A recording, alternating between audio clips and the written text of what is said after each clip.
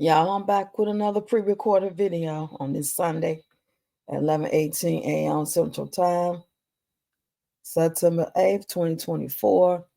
And I want to discuss this, and y'all please interact, engage. Um, I might go live later, but I prefer to do a pre-recorded video.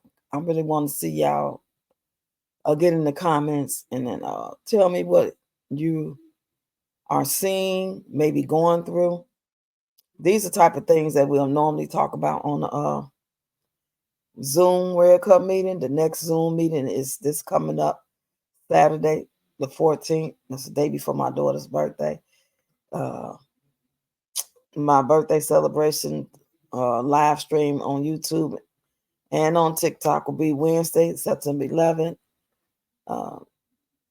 Yeah, this is something I'll touch more basis on Zoom, but we could talk about it. It's not something that's like you have to like be careful to step on people's toes. It's just something probably a little touchy and scary for a lot of people because a lot of people I've seen and are going through it, and it is scary. Even though God don't give us a spirit of fear, the Creator of heaven and earth do not give us a spirit of fear. So try not to fear, y'all.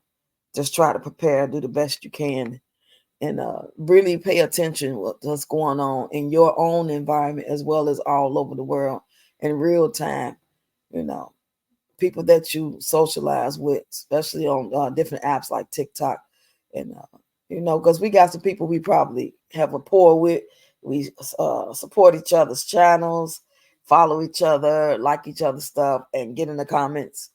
And they may live all the way across the United States from you, and they can really let you know what's going on, or they can share something that they see of what's going on. People are experiencing, for example, it might be a whole tornado warning, and you get to see it in real time what they are going through, as opposed to not hearing anything about it. Some people be saying, "Oh, I live in Florida and we going through this right now," and they show it to you, and somebody get in the comments and they'll say, "Oh, I was on my way out there. Do I need to cancel my trip? I have a flight for tomorrow." You know what I'm saying? That's very important to really pay attention and do research and communicate and check it out. It's only so much information they're gonna tell us, but the basics like the weather, the traffic, stuff like that. Yeah, what's going on locally, because you don't want to just go out to your house. Let's say like you finna go to the store, is 4 or 5 blocks away, and I would advise at this point, especially if you live in certain type of areas, to pull up the news, see what's anything going on in real time when it comes to the traffic on the highway by your house, what's going on. Because, for example, I could have been walking out the door one day. This is 2 summers ago.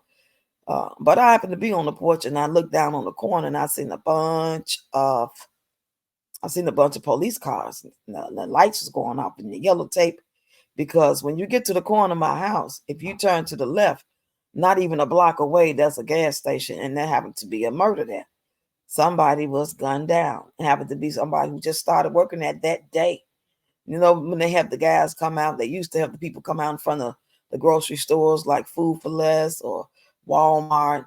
They would be out there trying to sign people up for those Obama phones. That's what we used to call them. That's not what they really call. But they just really pretty much stopped that program. That's a whole nother video.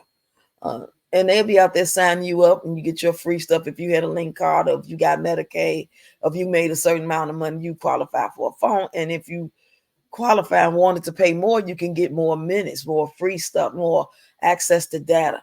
So that's what he was doing. And his first day there, allegedly, these guys came the day before to get a phone, and they wanted their money back. And he had no power to do anything about that. He was just doing his job. And this is about what I heard. I have no proof of this. All I seen was the tape and know for a fact this guy was unalive. He out of here. Rest his soul. My condolences to this day.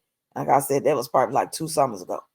But if I had just walked out the door without pulling up what's going on, and who thinks to really do that? But you got to think like that now. You got to think like, if you know you're finna go 10 minutes away, like I say like every 60 to 90 days, I get a room sometime and I take the kids. And that's only like 10 to 12 minutes away. One day I didn't pull up no traffic because I never had to. We just straight shot there. We there in about 10 minutes. As soon as we get in the car, we like, it's time to get out. But this day, I mean, it took us 45 minutes to get there because it was so much traffic, so many 18-wheelers. So I thought something was going on because I've been doing this for about over a year, maybe a year and a half, and I never experienced that. But had I had did my check to see, I would have seen that it was traffic, and I probably would have left earlier or whatever, or just been prepared to see it. So y'all keep y'all head on the swivel. Check everything. Check the local news. Just pull up local news in my area, and by your phone being connected to your zip code or whatever you be doing on there, they know where you are, and a lot of stuff will come up in real time. Like if I go on the porch, I can see helicopters. Come to find out somebody on the run.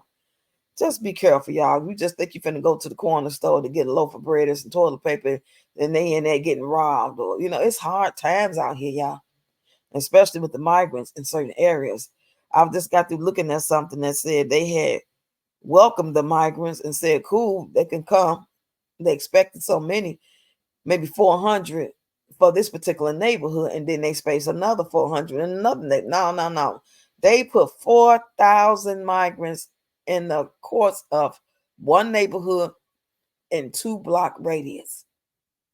They congested all the migrants in a 2-block radius, as opposed to just having 400 in that particular neighborhood. That would have been way better.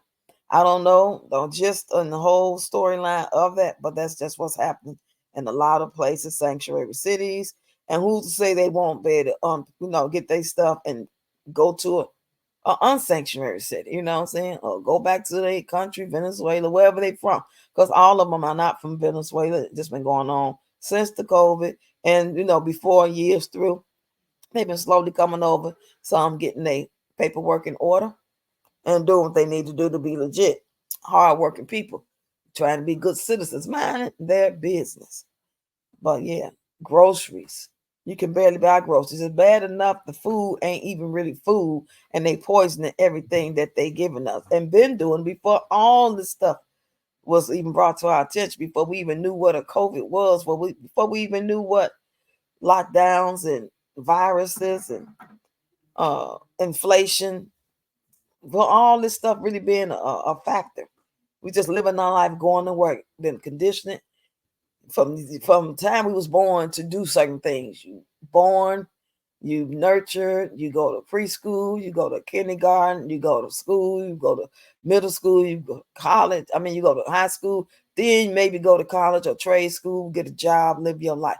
We've been conditioned to do these things in these ways. There's nothing wrong with doing none of that, but the way we have been conditioned, in my opinion, has not been preparing us to be fully capable of taking care of ourselves. Because in my opinion, if I had my way, when a kid got I would say about 10 years old, 9 or 10 years old, I think they should start teaching lifestyle, how to take care themselves. Now, this has got to be done at home too, but let's keep it real. A lot of kids at home more than they are, and at school more than they are at home. So it goes hand in hand. So if they go to church, they're getting the same type of thing. It's all lining up between home, church, school, home, church, school, or home school, or whatever at school programming, or whatever they do. If they take karate, if they taking computer classes outside, or some type of at school programming, blah blah blah. Y'all get what I'm trying to say, right? So I feel like by the time they 9 or 10, I'm gonna say 9 or 10, because that's the age when they really start to come into themselves and they start to be able to really have a conversation, a real conversation, not just say have a sentence. You know what I'm saying? And some kids are smarter than that, period. Even at 6 or 7, they are very intelligent. Don't get me wrong. But when it comes to like learning how to clean, how to cook, how to wash dishes, how to clean up after themselves, as far as, and I'm not talking about they gonna do it perfect. I'm talking about a routine of knowing that this is what you need to do to learn how to take care of yourself and be on point and get up at a certain time. Because when you get out in this real world, 9 times out of 10, when you go to college, when you go to a job, whether you're in corporate America or just working at Walmart, you're going to probably have a schedule where you're required to get up at a certain time. Then when they get to middle school, maybe be more heavy into home economics, learning culinary arts, learning about wood shop, learning about cars and cosmetology. So by the time they get to high school, they seasoned enough to be able to say, okay, I'm at this level to where it's almost like being a sophomore in their field. So by the time they graduate from high school, they could go from high school to actually getting the job in the hair salon, to actually getting the job at Walmart in the auto part where they can fix on cars, where they can be after school in after school program where they can teach kids wood shop, wood craft, arts and craft, and make a good living while they decide to go to college part-time or just make it on their own to pay their own rent or live with mom, doing all this, saving enough money. Maybe in a year or two after that, they meet somebody, they might decide to get married, they got a good job, a good career, and so does they mate to be, spouse to be. Boom, they're more prepared for the world. Now, anything outside of that, that's extra. Like you are a scientist, you are a doctor, you are a nurse, you are a dancer, you are an actor. That's just extra. But you just coming out of high school, you should be way more prepared to live. These kids coming out of high school don't know shit from Shinola. They don't know their asshole from a hole in the wall. And it's sad. But in my opinion, that's the way it was designed to be. So we can rely and we could be like a penny with a hole in it, hopeless. That's just my opinion. Y'all get in the comments and tell me, what do you think of, think about when you was a child, how you grew up and how it was for you as opposed to how it is for your kids and your grandkids now. Compare it to that, because when I was in high school, I remember having all these things. You was really learning stuff. I believe that they had cosmetology in some places. Now some schools are different. Some schools had access to being able to teach the girls at the age of 15, 16 years old. They will have cosmetology. Because when I lived in Bloomington, they had a whole little they had a whole little session for high school kids. So by the time they graduate high school and they came in, they would be really ready to almost graduate, and really know what they're doing when it comes to cutting color and putting in relaxers and stuff like that, and sew-ins. That is a good trade to be in. And 9 times out of 10, most of your hairdressers can do something else, whether it's dance or whether it's they're going to be a nurse, a part-time CNA, or something else you can do. Oh my God. I hope y'all feel what I'm trying to say. It's rough out here, y'all. And I personally believe it's by design, and it's sad. And I feel for all of us. I pray for all of us. And a lot of us going to have to come together and find your tribe, family, friends, communicate. And now most definitely start stocking up on plenty water. You can't never have enough water. And they say get some of those filter things to go on your faucets and your shower. Get you plenty batteries, AA, AAA, C and D. Get you about 10 to 15 flashlights, all kind, the regular kind, the cheap kind, the good kind. They'll give you like a spotlight. And they're a little expensive, more expensive than the ones that's like $2 or $3. Get some candles. Get you a hand crank radio.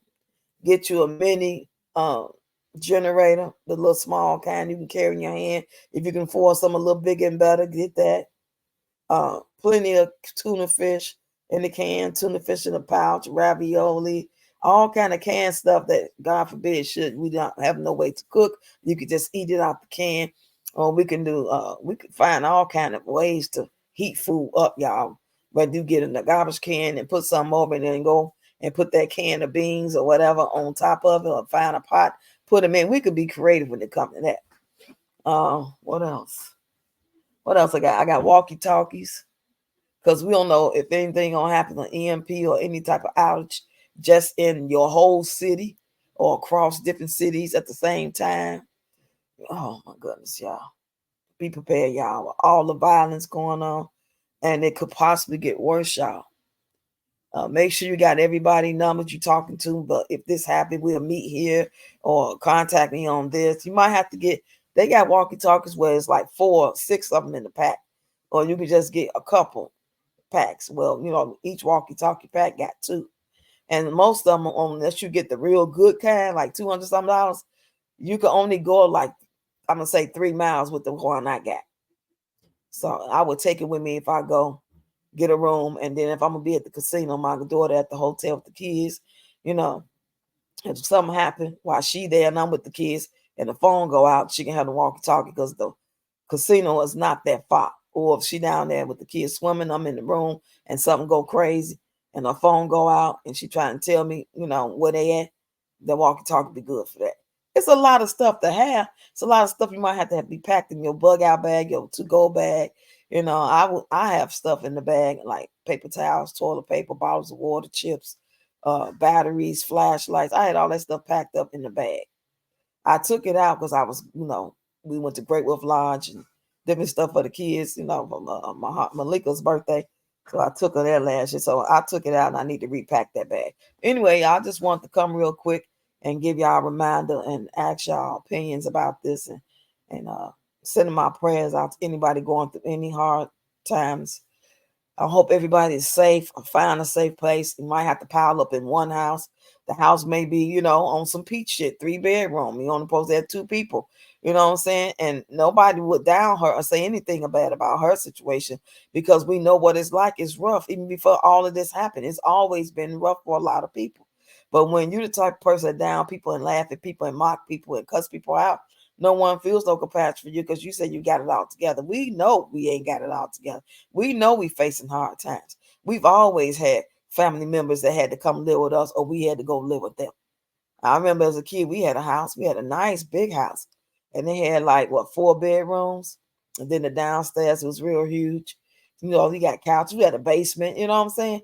So, yeah, I remember my cousins came to live with us. It was already 5 of us. Well, really 4. My brother didn't never really stay there. 4 of us, me, my 3 little brothers. And then my auntie brought her kids. She had 4 kids at the time. And it worked out. They only stayed maybe 6 months or less. But, sometimes you just got to do what you got to do. You got to have a plan. And people, y'all got to speak up and let your family know and your people know that you're having a hard time. And you feel like, well, sister tell them they ain't going to be able to help me. And they may not.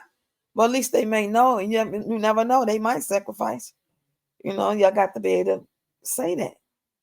And try to get out these areas if you can where there's so much violence, way more than you even like to admit or have to deal with. And that's hard. And I hope that whatever's going on in these neighborhoods with the crime and the gangs and stuff, they come together and see what's going on and come up with a plan to protect their neighborhoods as opposed to fighting each other. This is not the time for that, y'all. We got to come together. We are more alike than we are different. I'm going to holler at y'all later. Get in the comments. I'll see y'all on Wednesday for my birthday live here on YouTube, 5 p.m. Central Time. Then we're going to head over to TikTok at 7 p.m. Central Time. My name on TikTok is the same name on here, Ready Rocks Dances. I'll see y'all at the Red Cup meeting Saturday, September 14th, 6:15 p.m. You got to email me. You got to email me to get that passcode. The passcode changes every time. So email me and then let me know you email me. That way I can go look for the email. Holler at y'all later. Love y'all. Mwah.